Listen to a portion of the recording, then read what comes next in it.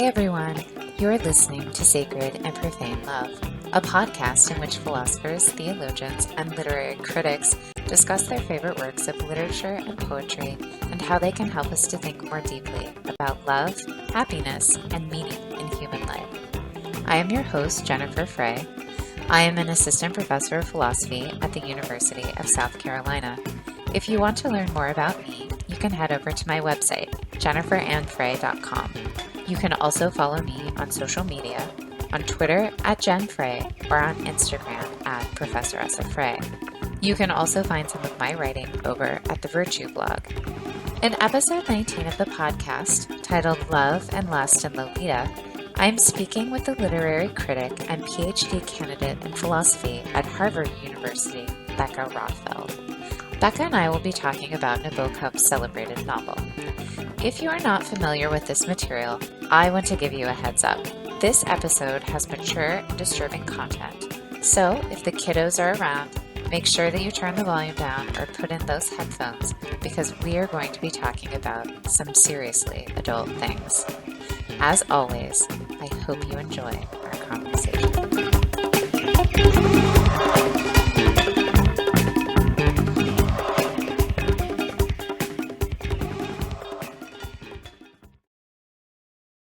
I am super happy to have Becca Rothfeld on the podcast with me this afternoon.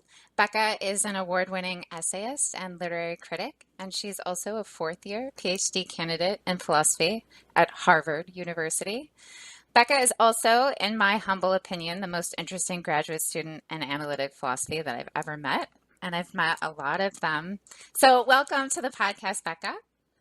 I'm so glad to be here. Thank you so much for having me. So we should tell our listeners that we tried to have this podcast, I think, 3 other times, and we had all these technical difficulties, which were insane, and which turned out to just be the fact that my headphones were broken, and I was too stupid to recognize this. Too stupid, or so, I don't really know what was going on there. So it's finally all working. I'm so excited. And I also just realized this morning that we met by doing a podcast for The Point magazine. Yes, we did. 2 years ago now or something. It was on Me Too. I think we were like the 2 women who were sort of annoyed by Me Too. So, I think since many more have become sort of annoyed by Me Too, so maybe we started it on that podcast. But at any rate, so you wrote an essay recently for The Point mag on Lolita called The Real Lolita. And you talk about Me Too, and so it sort of feels like it's all coming full circle. And of course, I want to talk about your essay in The Point magazine. But I feel like, just to start everything off, we should just start with the basics. Like, why don't you just tell us who Nabokov is and why you, as your Gmail address says, why do you like Nabokov so much? So my Gmail address is I like Nabokov, and I now regret making it that instead of I love Nabokov. People often ask me why, and I actually have no good explanation. But Nabokov is a American-Russian writer who was born in Russia and spoke Russian, but also spoke English and French fluently. So which one did he learn first? Do you know? I think he learned Russian first, but I think that he spoke all 3 as a child. Okay. So he didn't... Initially, when I encountered Nabokov, I was under the impression that he had learned English pretty late in life when he moved to America, but that's not true. He learned English as a child. So it's less incredible, although still incredible, that he writes such amazing English prose. So that's interesting because I had the same impression. One of my first of a series of many existential crises in my life was reading Nabokov. So I was 18 and I read Lolita and I was crushed. I was completely crushed because I thought English was his 3rd language, which maybe it was, but sort of like from the beginning. Yeah. And I was just like, well, why did the rest of us even make any attempt? I should just give up and die because... Yeah, well, I still feel that way. And even if he were born speaking English, I would still feel that way because he's a much better writer than the rest of us. However, I think that he did speak English as a child, like in his aristocratic Russian household. And he went to Cambridge, too. So he spoke English as like a college student. So for me, I was like, well, I'll never write English as anywhere near as good as this. So I might as well just stop I might as well give up. And in fact, I did for a while. It was sort of sad. Well, please don't give up. I think yeah. Nabokov's a better writer than most of us in many languages. But so he wrote initially in Russian, like his first fiction was in Russian, although he wrote a lot of it after he had already been exiled, not exactly exiled, but chosen to emigrate from Russia because the political situation was fraught for his family. Well, yeah, so he was an aristocrat. Yes. And he was like sort of unapologetically aristocratic in his mannerisms and sensibilities for his whole life. He lived in Berlin for a while, which I believe is where he met his wife, Vera. And so he wrote initially a bunch of things in Russian, and then later in his life he wrote some things in English. And he, I believe, helped his son do some translations of his Russian stuff into English. So eventually he's at Cornell, right? He's a professor of literature at Cornell. By way of Harvard for a while, he worked in the butterfly collection. He was like really into butterflies. About how many of his books are in English? Is it like half? I want to say that it is about half. I could look at like a list. No, it's fine. Yeah. Did you ever write a novel in French? I don't think so, but I think I mean he spoke French fluently. And he read in French, but no, I don't think so. Basically, if you were Russian aristocracy, that would befit your class status. Yes. Yeah. So anyway, so that's Nabokov. Let's talk about Lolita. Is Lolita like his first novel? No. So he wrote actually several proto-Lolitas before he ended up writing Lolita. So Laughter in the Dark is like sort of a lesser version of Lolita that he wrote a few years before. There's also Novella that's sort of like a proto-Lolita. So I want to say Lolita's maybe like his 10th novel or something. Mm-hmm. It's the novel that makes him famous, though, correct? Yes. Well, I think he's sort of already like a little bit famous, but Lolita really makes him like super famous. Now that I'm looking at the front of Lolita, which has a list of the novels he wrote, it's actually his 12th novel, not his 10th. Okay, yeah. And so I think by this time, I think it was like his second novel in English. I believe that Ben Sinister was his first novel in English. But he had been living in America for like a little while when he wrote Lolita. And he was already a pretty well-known writer, at least in the Russian emigre community.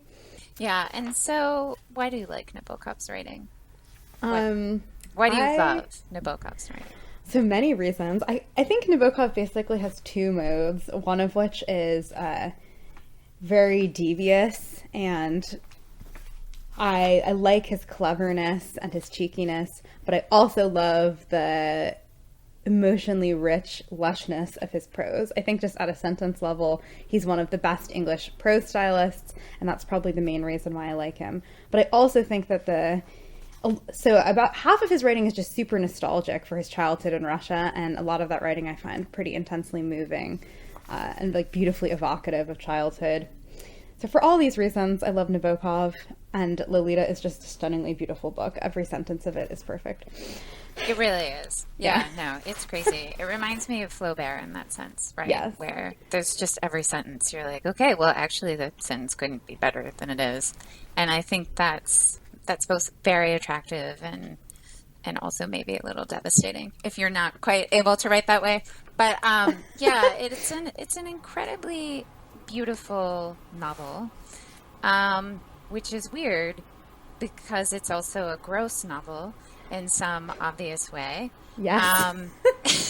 So, I mean, I've been spending all morning with my 12-year-old daughter, who's so amazing, and now I'm talking about a man who serially rapes a girl her age, while being her stepfather. It's distressing. Yes. Yeah. It's it's intense, and yet I love this novel. It's a beautiful novel. It's a novel that I want to talk about and read again. And so there's this tension, especially now. I mean, one of the things that so it's a novel about pedophilia and child rape. In case any of our listeners don't know, the plot of the book is that this pedophilic guy, whose real name we never learn, but who calls himself Humbert Humbert, a name that captures the grossness of his inner life, ends up marrying this woman who dies because he is sexually obsessed with her 12-year-old daughter, who becomes his stepdaughter, and he ends up raping this girl over the course of 2 years repeatedly. That is the plot of Lolita. Until she runs away. Yeah. Yeah.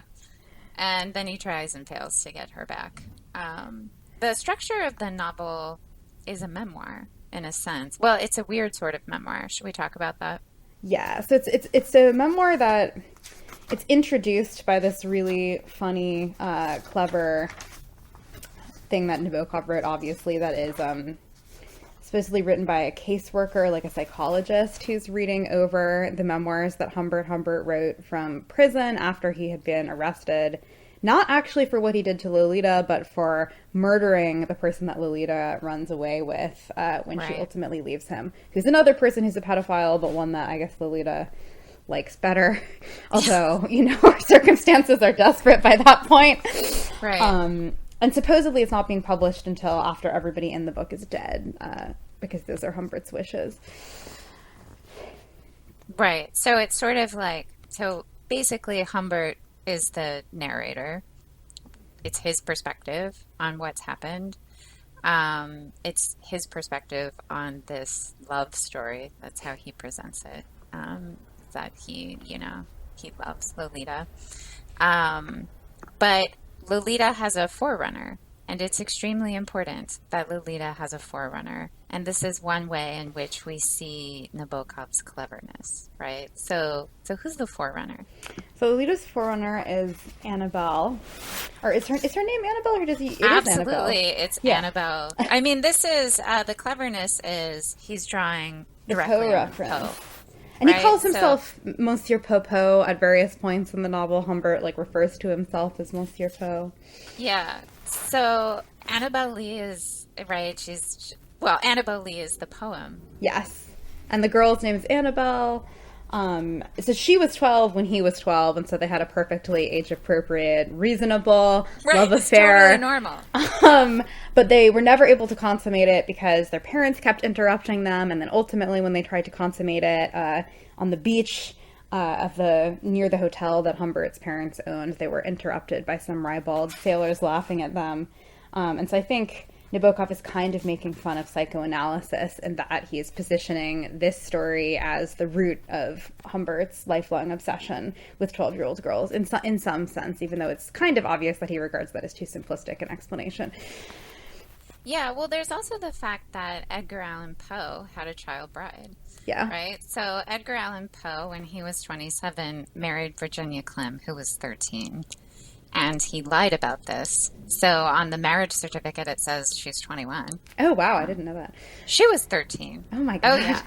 And, and I think, his first cousin. I don't know. It was obviously super creepy, but, it's the 19th century, and I don't know. It's just, yikes. the kind of thing that happened, I guess. And was the model for Annabelle Lee. Yeah, she's the model for a lot of Poe's, tortured soul kind of stuff. I mean, so Poe himself loved the child bride very much. There's a debate about the exact nature of their relationship. So a lot of people who want to see Poe remain a very unproblematic figure in the American literary tradition, want to insist that, they really lived as brother and sister. Okay, but he was in love with her. Annabelle Lee is about her from all that we can tell. And she does die also. At a young age. I'm not sure how long their marriage lasted, but she does die. And so this, I think, is Nabokov being especially clever. Yes. So Humbert is he has literary aspirations. He's like a literary critic or something. What actually is his deal? What does he do? I guess if he lived today, he would be an adjunct professor, but at that time it was a more survivable position or something. So he's kind of a mediocre literary scholar who at one point wanted to be a poet or something, but since does translations. But because he's sort of a pan-European person, I guess he's French or Swiss or something. Yeah. And he does translations, but he also writes literature textbooks. That's right. Yes. So he's sort of this old world European amidst the vulgar Americans. And yeah, he's constantly talking about like, I don't know, whatever literary gig that he has. It doesn't seem to be very impressive because, again, he's like, so basically, he's a boarder in a house where Charlotte and Dolores, aka Lolita, And live. Charlotte is her mother, who he married. And Charlotte is the mother. One of the saddest characters in Lolita, and I think one of the least discussed. Um, Well, she's sort of a prop, right? I but mean, rereading it, actually, it's like I've read this book so many times, but like upon this reread, I was struck by how sympathetic she was and how sad I felt on her behalf, and how I had never really noticed that before. yeah, she's definitely a sad sort of figure. We'll get there. But the reason why I brought up that he's like this, that Humbert is a literary critic or whatever it is that he does, he's constantly trying to compare himself to other great literary figures who have perhaps had similar inclinations. So he's like, look, you know, Beatrice was like 9. And And like Lewis Carroll, like Word About Alice, Lewis yeah. Carroll, that's right. So he talks about Dante and Beatrice. He talks about Lewis Carroll and Alice. He talks about Poe and Petrarch. But yeah, he's like trying to compare himself to these literary giants, and he's like, look, you know, this problem that I have was like normal for most of human history, okay? You know. And the thing is, he's right. like you He's sort of sort have to of say, right. I mean, it is true that, like, in the Tale of Genji, for example, Genji has lots of wives, but, like, his primary wife that he really has, like, a great love affair with, and it is ultimately quite touching. He marries her when she's 13, and she cries initially. And they make, you know, they play with dolls together. He basically raises her to be like the perfect wife for him, even though they end up having this like beautiful love story, and she's like the yeah. primary wife. And by the end of the Tale of Genji, like you're kind of on board with their relationship, but she's like 12. Well, yeah, it's true. So basically, like, as soon as you would menstruate, they're going to marry you off because you're going to have babies because that's like your job. And you're going to marry well and you're going to keep the family's property, right? I mean, you're just going to keep this thing going. Like, that's your job as a young girl. And I think even the Vatican, so like Vatican City, still had the marriageable age as like 12 Oh my until god. like I'm not kidding. Until like 20 years ago, and somebody just like sort of pointed it out, like, "Hey, this looks bad. It's done like We it should was change quite bad. this. I do Like, think this is no good." And so he's sort of like trying to elicit all of this sympathy for himself on the one hand, and then on the other hand, he's like, "I am a complete pervert and like a mess," you know. yeah. So Humbert is the only narrator we have, and on the But he one hand, sneaks he's some of Lolita's perspective in, I think, more than critics of the novel are want to acknowledge. do you think that perspective is reliable? Like, do you think he's a reliable narrator? I don't think that he's a reliable narrator, but I do think that in his own obliviousness, Lolita's suffering becomes apparent.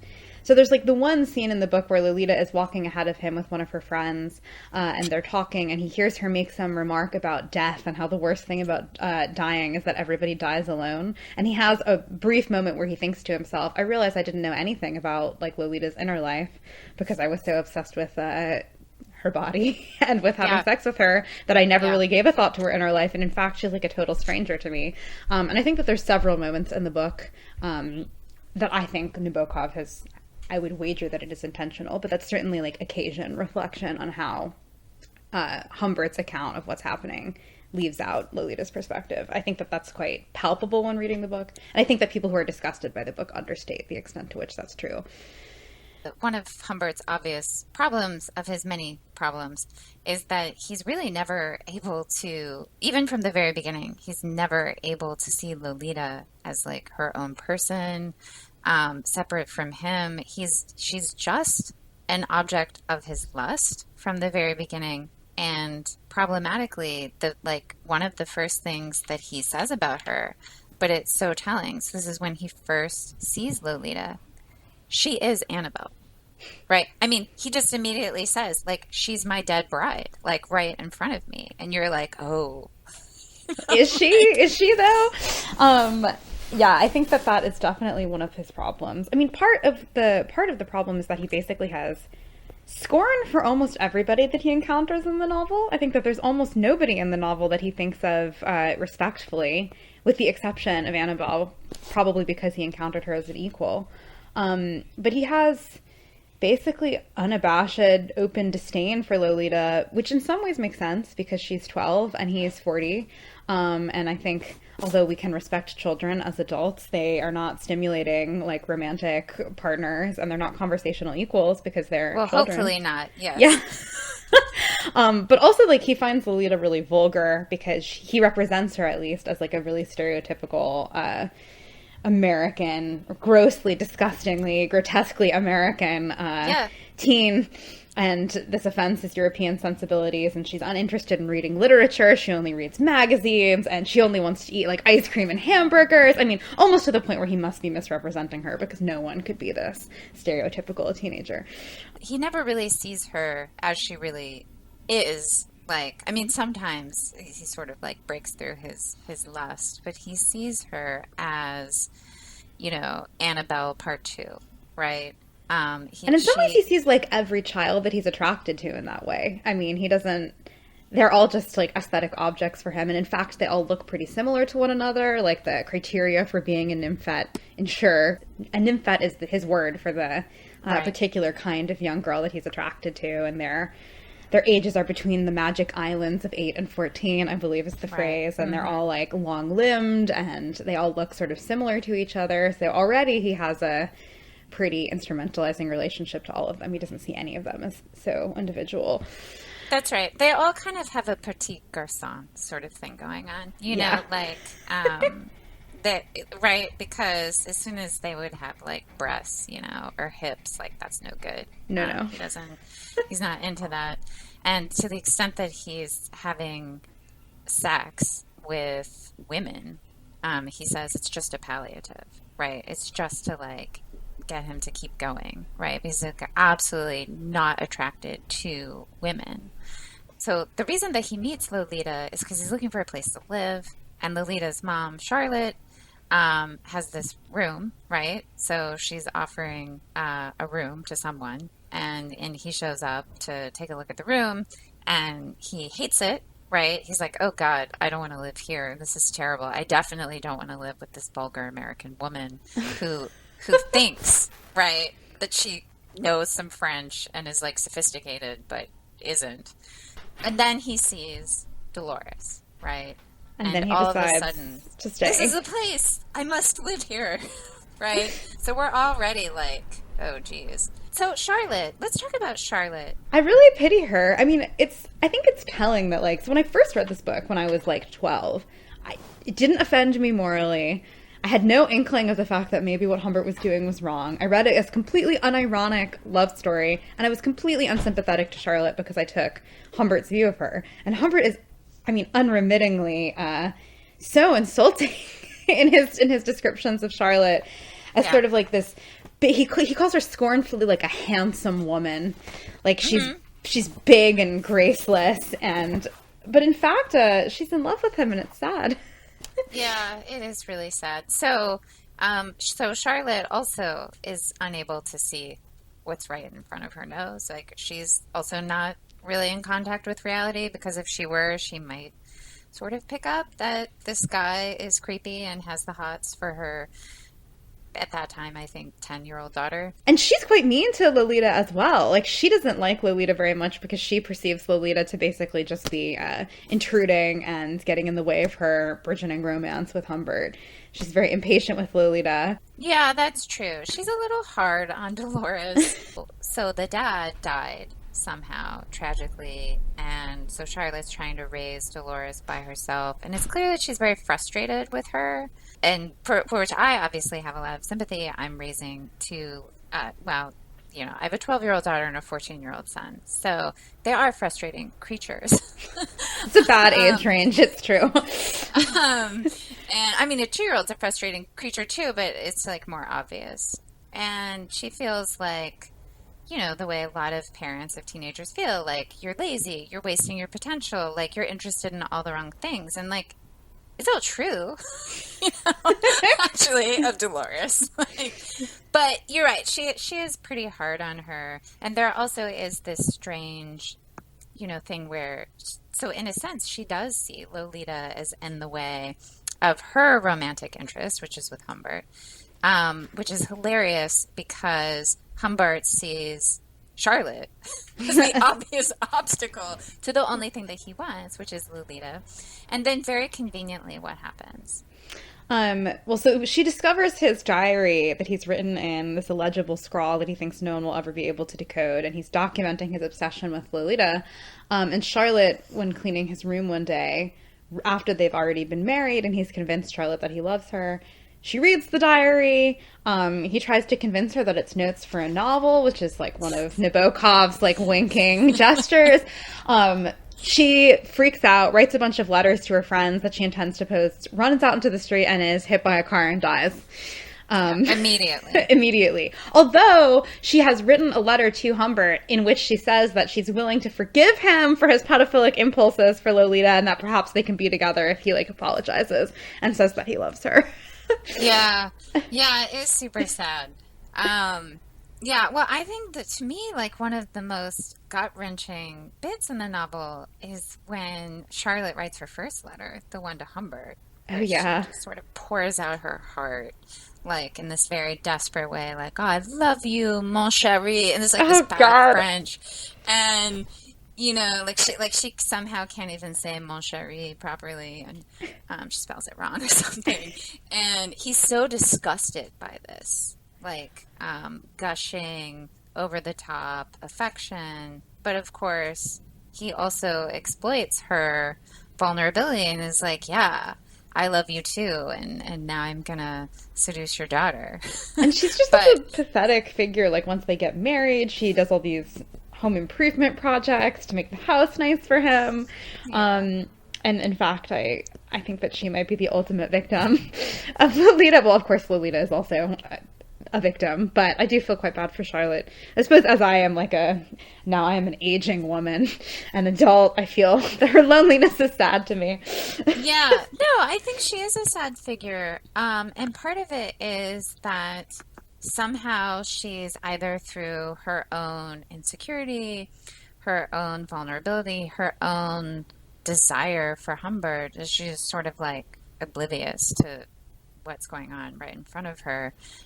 In a way that Lolita is less oblivious, right? I think Lolita gets it. Well, Lolita has a crush on him initially. Yeah, so let's talk about that.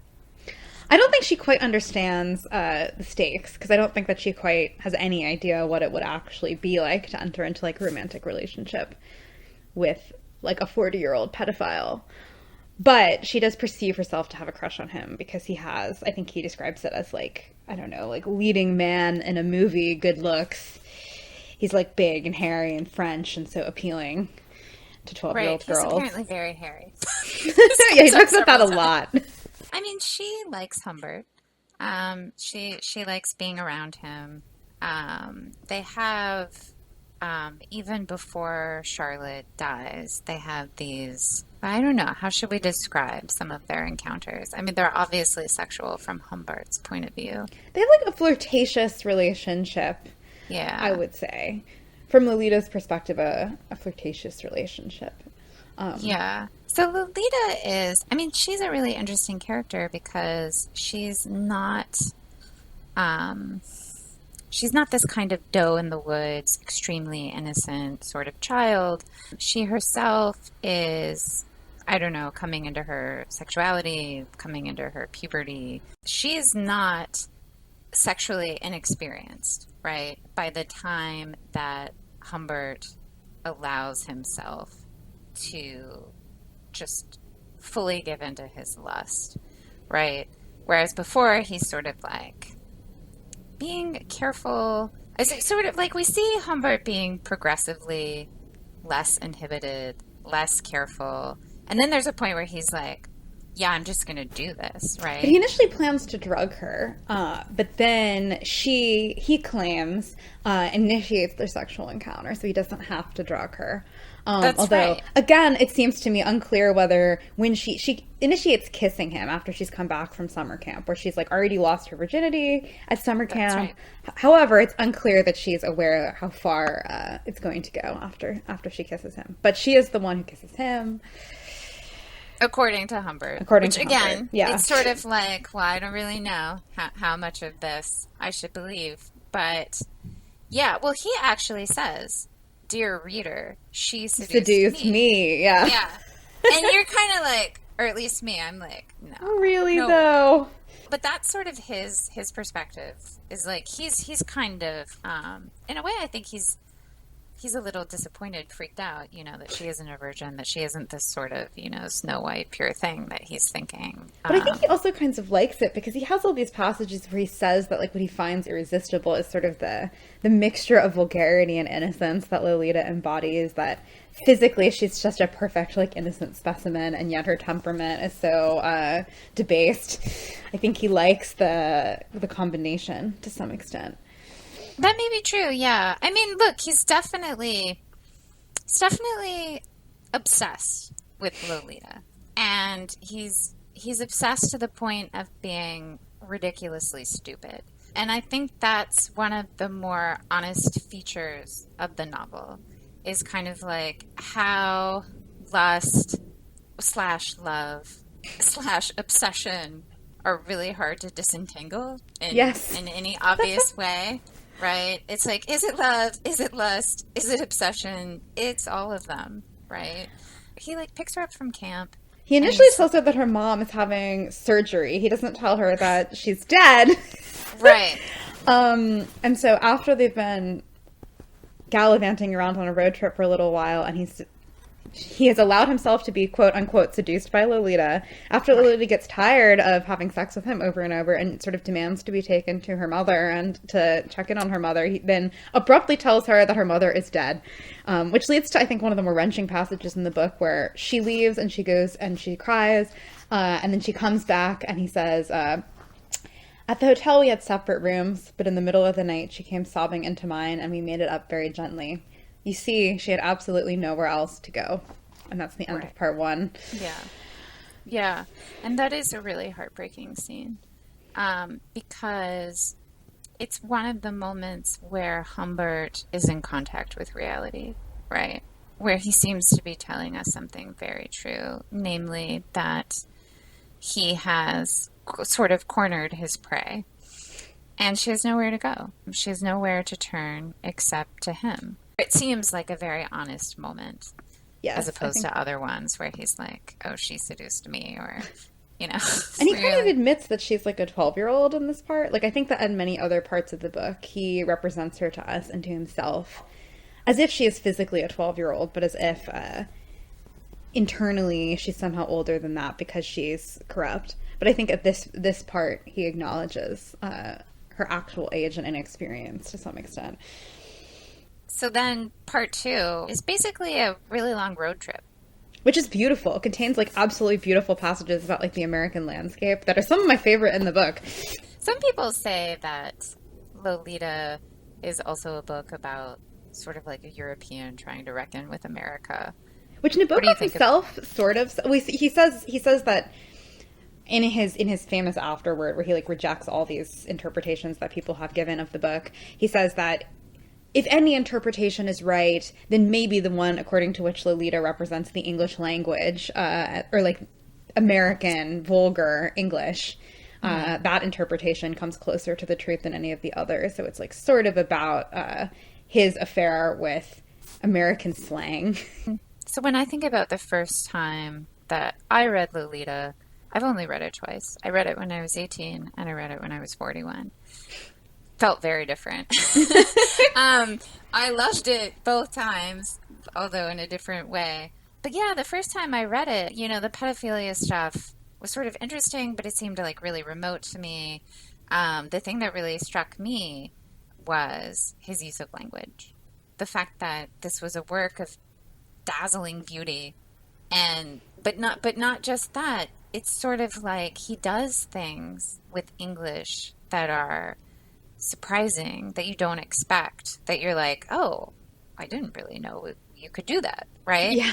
And and so yeah, I think the first time that I read the novel, I was like, well, the real love affair in this story is with the English language. And maybe that was how I sort of um settled it in my mind that this was a fine book, But I right? think that Oh, the that's real romance sort here of is, true. I think that that's sort of true.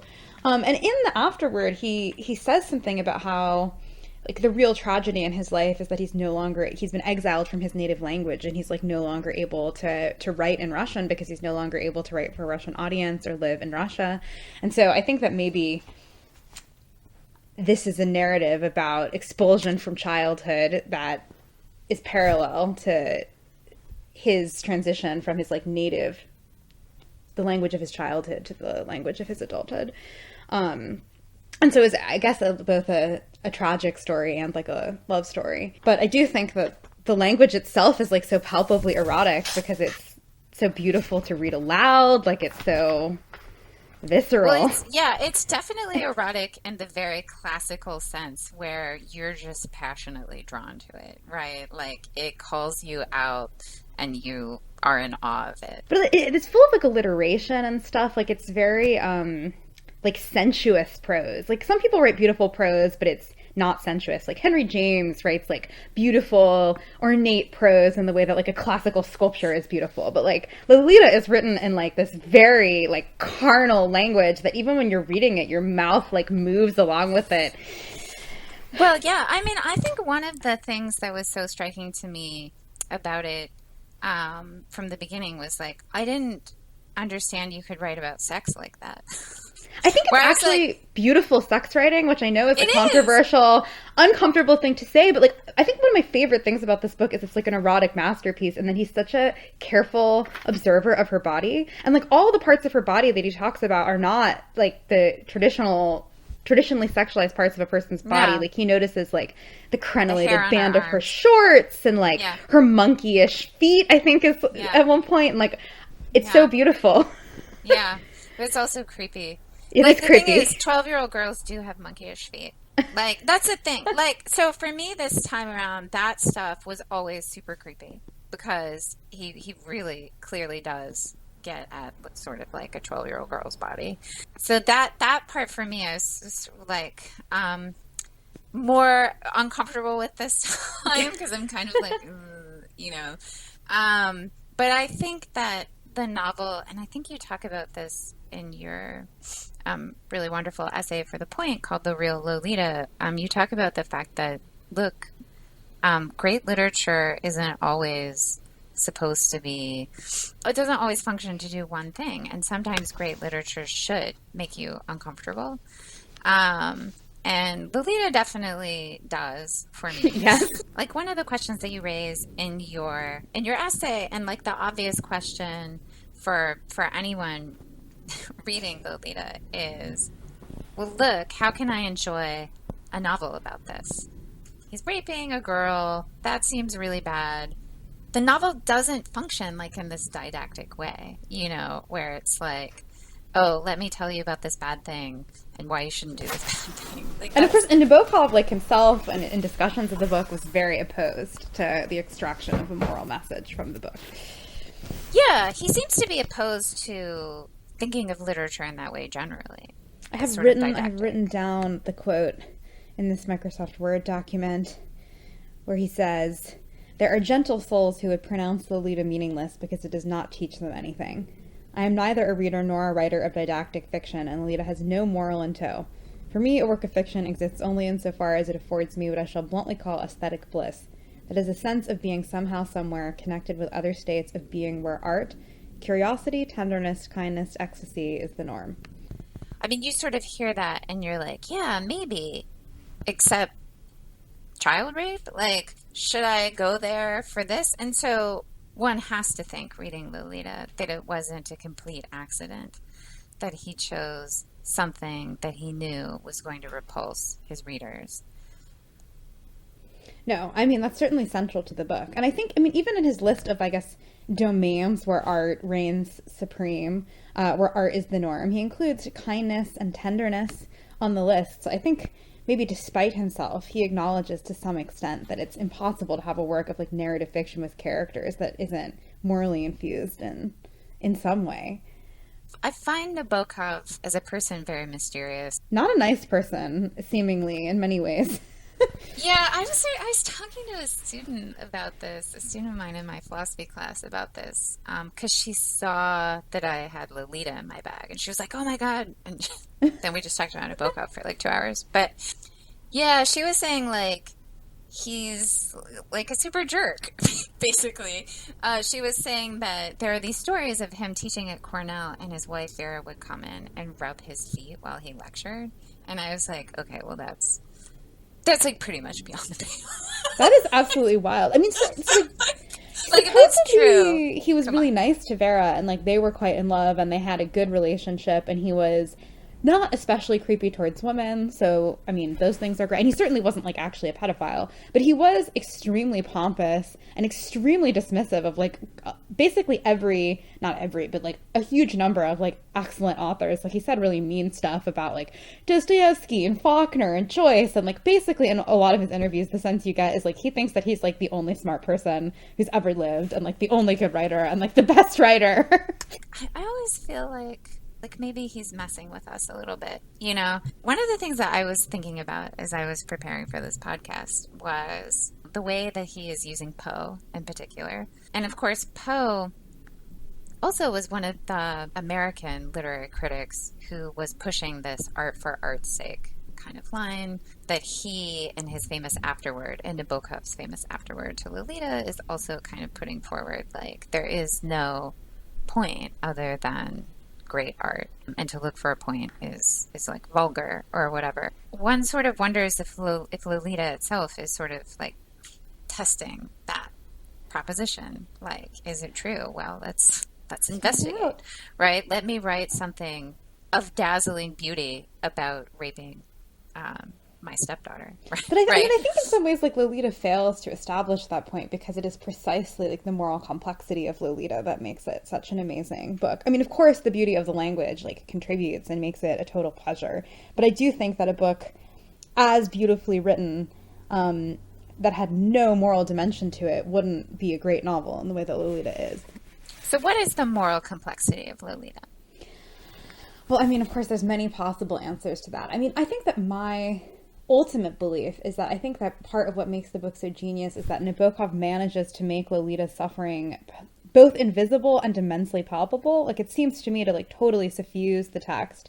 As a 12-year-old reader, I'm missing the irony, thinking it's just a beautiful love story. I didn't quite get that, but then when I read it, I've read it like 4 or 5 times now.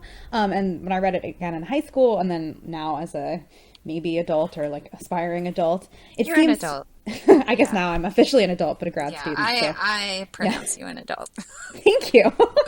Well, here I am, adult. And I feel that like Lolita's this conspicuous silence is a very palpable presence in Lolita. And so I think that whether or not Nabokov intended to do that or acknowledged that that's what he was doing, he manages in this ingenious way to have a completely myopic narrator be the person who's telling the story, but in such a way that even though Humbert is completely unaware of these things, they seem very obvious to a reader. Well, can I press on that a little bit? So what is it that Humbert is completely oblivious to? The moral complexity of what's going on? I think at times Humbert convinces himself that he's a good person towards Lolita, that because he's like buying her all these presents and he's willing to do whatever it takes to appease her, she sort of like owes him various sexual favors and such. But I think that I think he also just forgets that she's young. Like he treats her psychologically as if she's an adult, even though he's like fetishizes the youthfulness of her body. But I think that like Nabokov does a really excellent job of including details in the book that make it so obvious to a reader that she's a kid. Like she's so physically childlike, and so many of her mannerisms and many of the things that she says are childlike. And it seems so clear to me that when she acts very sexually precocious, really what's happening is that she's just being a middle schooler in the way that we all were when we put on like lip gloss for the middle school dance or something. And that's so clear to a reader. And I think that Humbert himself forgets it and acts as if Lolita can be taken at her word. But I never think that it seems like that to a perceptive reader. Yeah, that's interesting. I guess I think my perception of Humbert is that he's a very tortured, self-loathing, kind of pathetic guy. So I think Humbert knows that he's a jerk, basically. I mean, there's so many points where he's like, you know, God, I'm a pervert, and like, what am I doing? And, you know, this is messed up. But then on the next page, he's like trying to justify it or trying to explain it away. And I think this is what actually makes me have a lot of compassion for Humbert, because I'm like, yeah, he's just a human, you know, he's a complete mess. And sort of in his better moments, his cooler moments, he can sort of see that this is absolutely messed up and he's completely trapped this girl, and he's wronging her, and he's a pervert. But then when he is in the grip of this lust, you know, it's like Jekyll and Hyde. He's like, no, it's okay, right? I'm actually like Dante.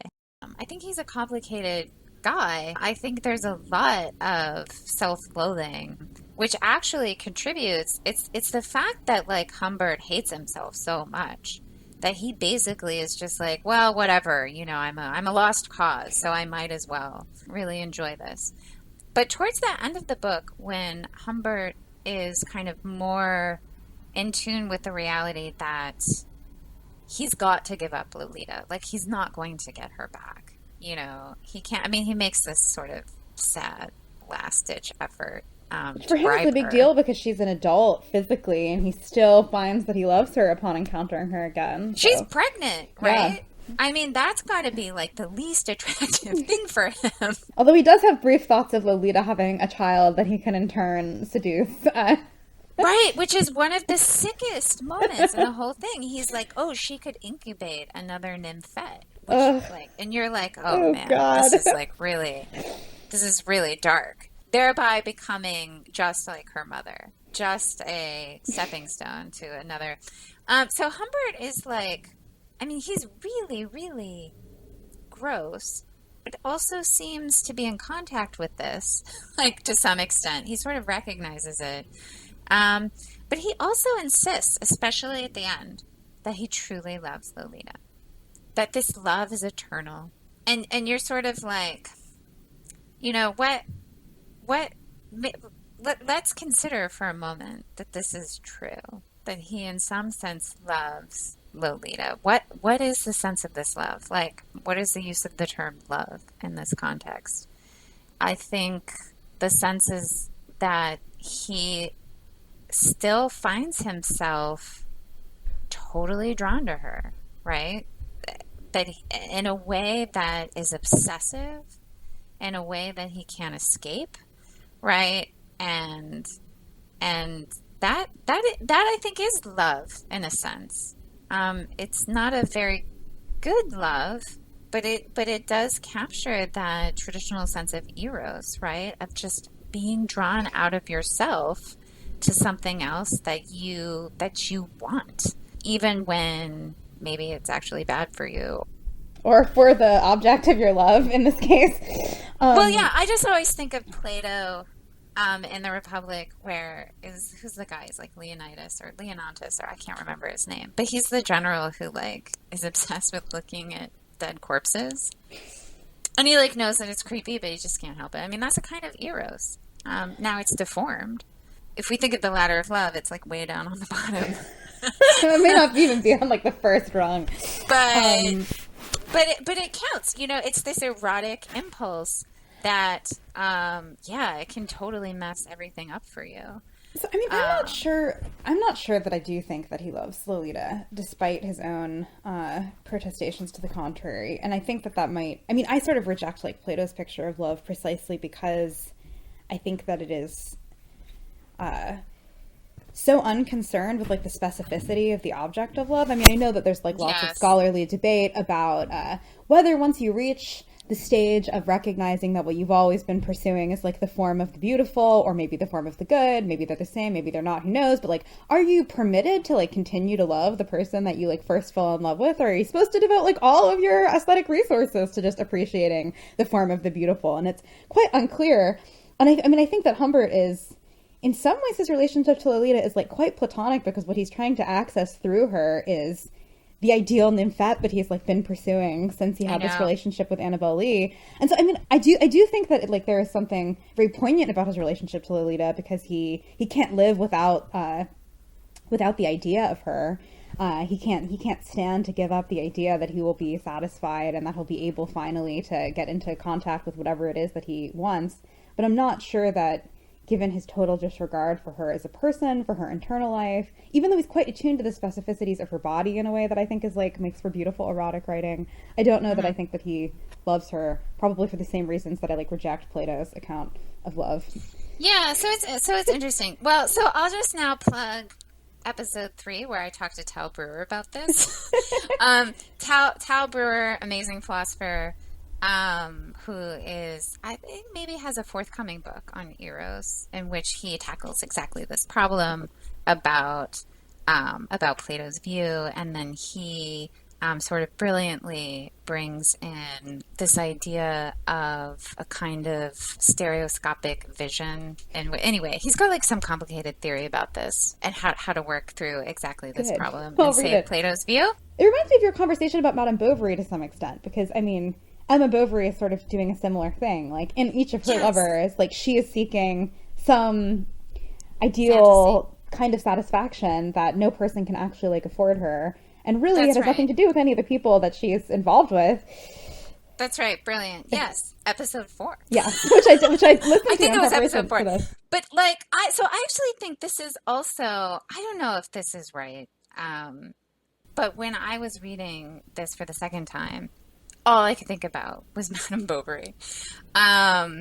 Because you sort of have, I mean, it's like so many of the same themes are there, right? You have someone who has a preconceived vision, right, that they put on someone else. So in this case, we have Humbert, who has his Annabelle, and then, you know, just sees it in Lolita and is like, oh, I can finally have it, right? This thing that I always, that I've been wanting for like the past 20 years, it's like finally here, except it's not Annabelle, right? And except the thing that he wants is like this idyllic, you know, one afternoon, which it's a fantasy, which he then projects onto this little girl. And of course, he ruins her in the process, and also obviously ruins himself. And this does feel sort of like very much what happened to Emma Bovary. I mean, I sympathize with, not with Humbert's behaviors, but I sympathize with the desire for some kind of all-satisfying, like all-encompassing union with the meaningful. So I understand what both of them are seeking and why. But I also find that Emma Bovary is, like, in general, a much more sympathetic character, because I can understand why her circumstances would push her to have this attitude towards the people she loves. She's, like, forced into marriage because she, like, exists in a social situation in which she's not able to, like, pursue a job and so on and so forth. So, like, for her, this, like, way of relating to people, like, makes more sense. And, like, I find Emma Bovary to be one of the more sympathetic characters, although she's obviously in many ways, like, unappealing and unkind to those around her in literature. Whereas, although Humbert is wonderfully sketched, and in some ways one of the moral dimensions of this book is that it is so empathetic to this horribly monstrous person, I think ultimately I find him less forgivable than Emma Bovary. Well, I love Emma Bovary. I have, like, enormous compassion for her. She was a wreck, of course, and completely messed up, and obviously things didn't go well for her. But I have a lot of sympathy for her. I still have sympathy for Humbert. I think with you, I'm not sure if you have, like, no sympathy for him or I just have, like, less. a little sympathy for him, but not as much as for her. But I also feel like this whole 2-year joyride, it's a joyride from his perspective, that they're taking. You know, they're just driving from motel to motel throughout the States, like going nowhere because all they're doing is having sex. It just reminds me of the scene in Man of Bovary, where she with the finally carriage, consummates. Yeah, where it's like they're just in this carriage rolling around Paris, finally consummating their affair. And it's the same sort of metaphor, right? Like they finally have just completely closed themselves off from reality, right? From anything other than this sexual desire. And and like, yet it's unsatisfying, like, because I mean, I guess like the destinationlessness of the journey in some ways represents the like unfulfillability of Humbert's desires. Like, you think that he, as soon as he consummates it, that's the end of book one, and you wonder, like, when before you start part two, like, is this going to change everything for him? Like, is his life going to be elevated in this kind of right, like quasi-religious way that he expects? And then of course not. No, he's just going to drive right. indefinitely, That's right. because his lust is like inexhaustible.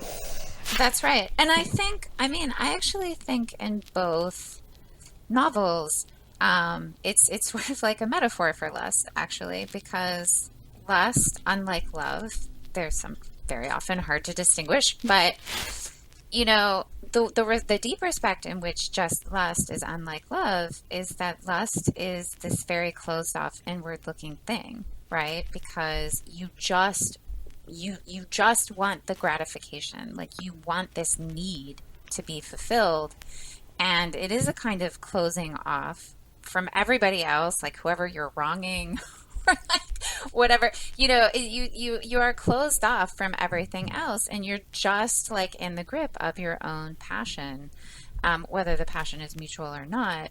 And so I think the idea of like the carriage, or just being on this like car ride going nowhere I mean, you might as well have just been driving around in a circle, the way that Emma and Rodolphe were like just driving around Paris, because like lust, it doesn't have anywhere to go, right? It's only just going to exhaust itself. And then where are you going to be? Well, you're probably just going to experience the same lust again. Which is exactly what Humbert says, basically, is that, like, he himself expected that he would, like, something would change for him, but really what happens is, like, they have sex, he feels bad about it, and then immediately he, like, wants to have sex with Lolita again. That's right.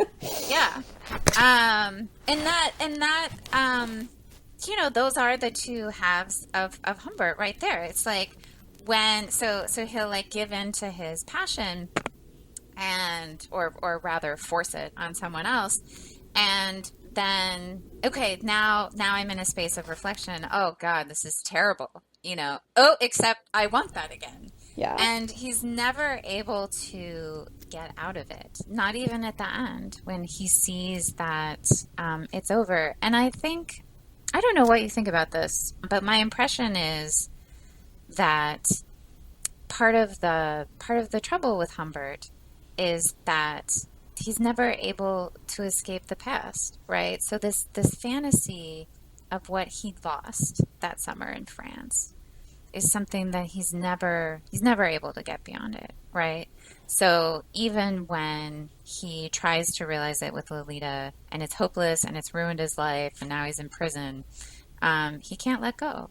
And this is characteristic of Nabokov's writing about Russia, I think. Like in a lot of his books that are pure, that are not at all grotesque to read, that involve no whiff of pedophilia, his nostalgia for his childhood in Russia, and his very physical memories of like the smells of Russia and the sounds of Russia is like pervasive in books like The Gift and in like a lot of his short stories. In some ways, this book like reminds me of a lot of his other writing, in that the intensity of the character's yearning for this moment of childhood bliss is something that is present in a lot of his other stuff too. Although like the thing that he desires is not like a 12-year-old girl, it's living in a Russia that no longer exists.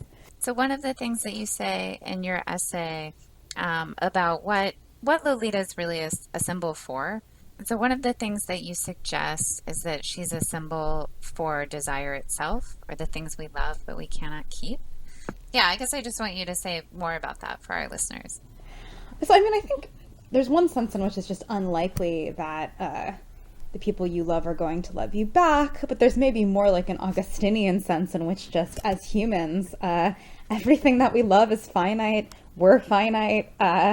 Much like Humbert on his road trip, we're in constant motion, so nothing that we love remains similar. And I think, this book highlights like the precarity of a relationship with a particular love object, given that, of course, people are always aging. But Lolita can only remain like the object of Humbert's love for like a very short period of time, because like soon she's going to have an adult body and like no longer be appealing to him. And like when she goes to summer camp, he's very worried about this, because he says, like, I'm going to miss like several months of Lolita's nymphethood, because so quickly she's going to pass towards adulthood.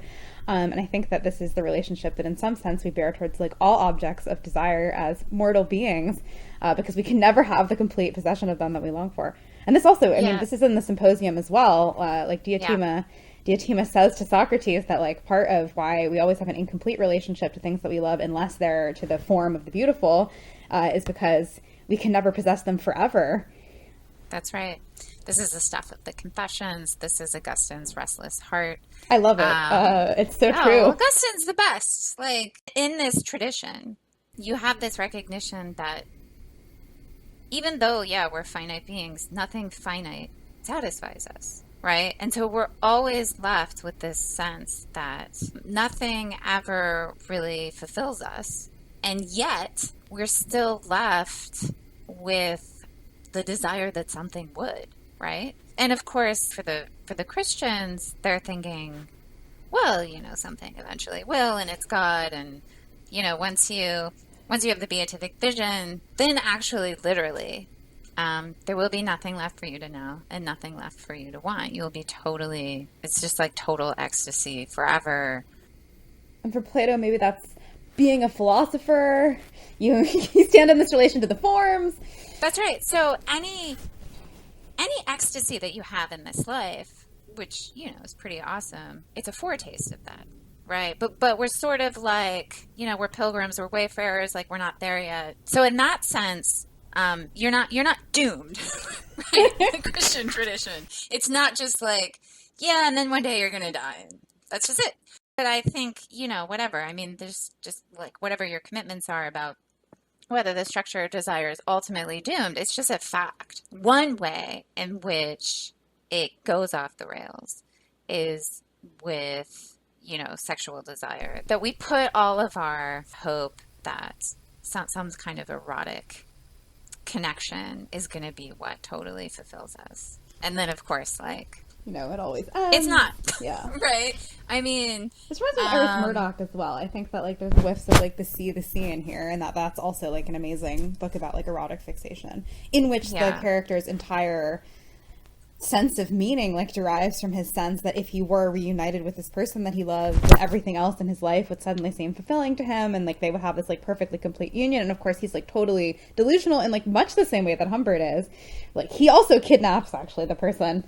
But the delusion is powerful. Like, why is the delusion that, this is going to be the person that totally fulfills me? Because you want it. I feel, along this axis, I sympathize with Humbert. Yeah, like, in some sense, whatever, he wants the good. It's just, wow, it really goes badly. I want to return to, there's a sense in which this kind of, like, comes full circle for you and me, given how we met.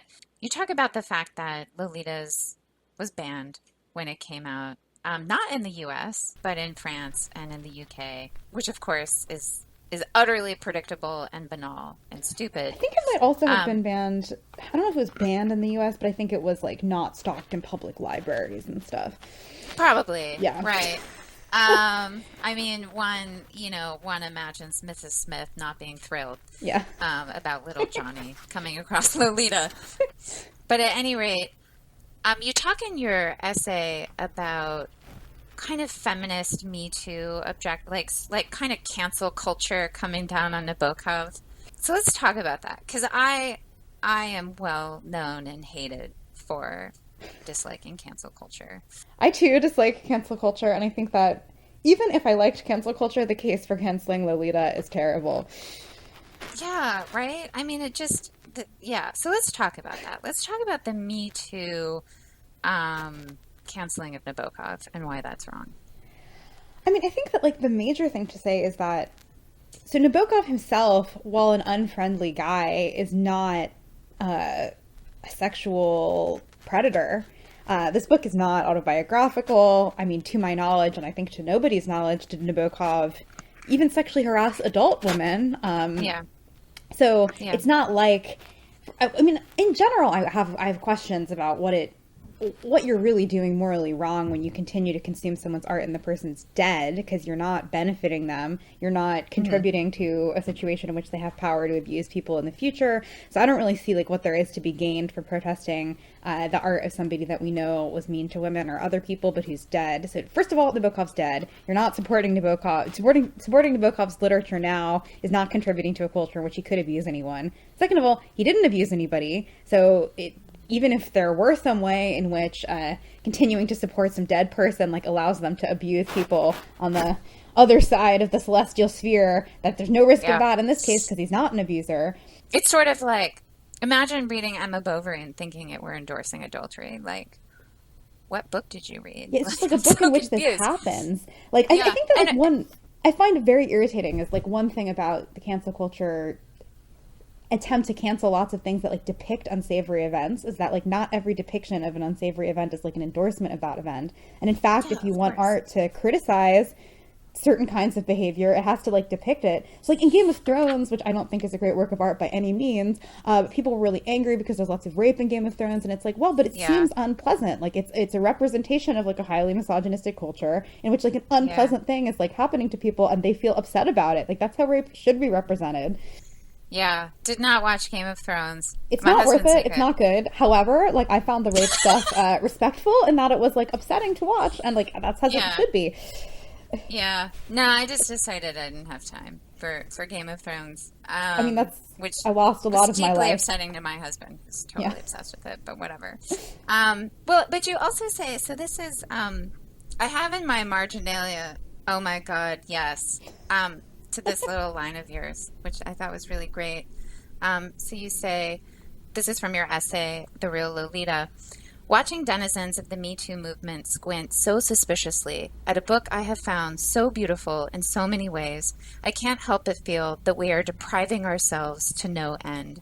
We, the survivors of male abusers and the victims of workplace harassment, are supposed to become gluttons for the additional punishment of excommunicating artworks bearing the slightest tint of taint.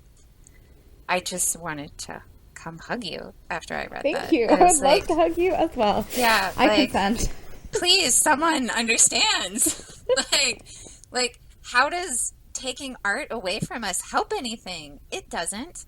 Only if you had the absolutely perverse belief that this was a novel putting forth Humbert Humbert as like a good guy or someone like, or like this story was like heartwarming or something. It's hard to the story imagine is like devastating. A work of art that is good that would be like such a straightforward endorsement of like terrible behavior. I mean, I feel like basically the only case ever to be made for excommunicating a work of art or philosophy or scholarship that brings people joy or interest is if there's some very clear direct connection between the consumption of the thing and putting the person in a position to abuse more people. But that's, I mean, that's rarely true. Like even when you download John Searle's articles off of your university library system, you're not like putting money into John Searle's pockets, you know?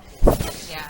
Also, John Searle is the worst. Yeah, I mean, I'm not. I don't derive lots of joy or pleasure from reading like John Searle's essays, but the connection between. I'm sorry. Yeah. Yeah. And again, I think it just sort of comes back to the central tension. I think the thing that like really upsets people is that it's so beautiful, you know, and they're like, this should never be made beautiful. And that's something that they all say. Like in every essay that I read, that was one of these essays that had a headline like, rereading like Lolita, I realized it's misogynist. Like every person is like, I was obsessed with this book. And that's when I realized that something was wrong. But like they all have to make some sort of concession to its beauty because it is just so beautiful. Yeah, because it is. Yeah. So, you know, at the end of the essay, you talk about, you return to the first scene where there's a real legitimate sexual encounter between Lolita and Humbert Humbert. Not the scene where he rapes her for the first time, but that is, you know, a very sexual encounter nevertheless. And you talk about how they're having this playful exchange with the apple, and how the apple sort of in a way is like a symbol of their passion or the carnal nature of what's going on, and how it's delicious, it's delectable, and how the novel sort of has that quality. And all of that is true. But I also wondered, the apple to me seemed really obvious in another way, and that is that, to go back to Augustine, right? What did the apple represent in the story of creation, the story of the fall, right? Lust. What Augustine calls the lust of the eyes, and how we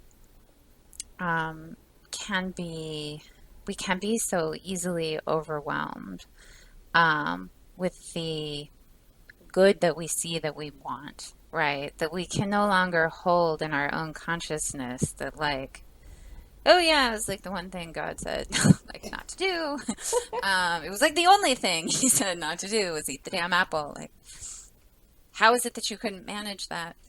Well, actually, the honest truth is, it's like really easy for humans to be stupid in exactly this way. And, Augustine ends up calling it concupiscence, fancy Latin word, but it really is this sense of, the passion of what is delectable and right in front of you. But it's another signal that if that maybe somewhat obvious reading of the scene is correct, it's just like another, it's another obvious place where, like, Nabokov is signaling, like, this is a little messed up, right? I mean, this isn't, we're meant to think, like, hey, this is a sin, right? Like, Yeah, like what's certainly happening isn't exactly, like, this is lust, Anyway, I wonder if you think that's part of what's going on in that scene, if that's part of what the apple represents. I think that certainly is part of what the apple represents, but I think in some way the symbol is like perversely repurposed by Nabokov, because both the apple itself and Lolita as a sort of parallel figure to the apple just becomes so appealing. Like, so she's eating the apple, which she's calling capital D delicious. I have the passage open, and it says, she grasped it and bit into it, and my heart was like snow under thin crimson skin. It's just so deliciously appealing to read that it like really seduces you into wanting to be on Humbert's side, at least in this scene. I think that it's very hard to keep Lolita's subjectivity in mind, because the descriptions of her as a physical being are just so delectable. Like, he says also, she was musical and apple sweet. Like, it's just so good. Yeah. And I guess that makes the sinfulness of it that much more upsetting. Yeah. Anyway, thank you so much, Becca. Thank you so much. This was so fun.